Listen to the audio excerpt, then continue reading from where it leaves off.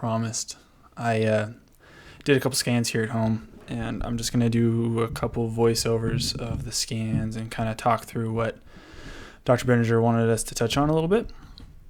And I guess, so we'll just start with the basics of the thyroid exam, right? We'll start with this nice landmark.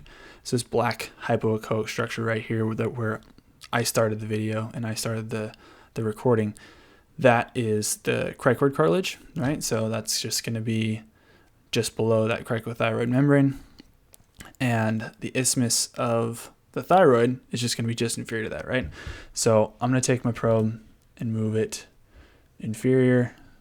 So then that comes into view right there, right? So isthmus of the thyroid, you're going to have your left lobe right here, right lobe right here. So indicators here. Indicators always point to the right side.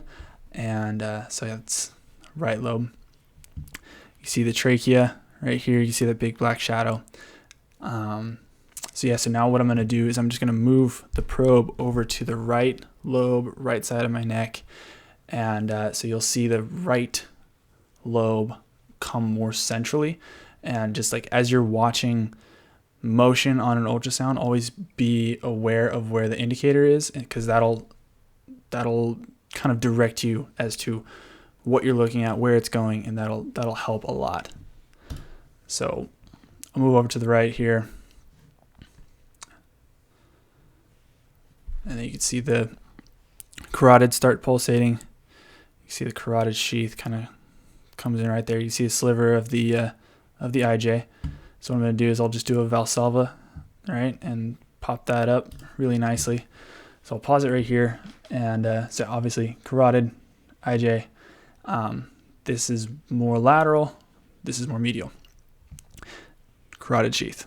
So there's one more structure in the carotid sheath, and that is this kind of isoechoic, hypoechoic structure that's just posterior and lateral to the carotid, posterior, medial to the IJ.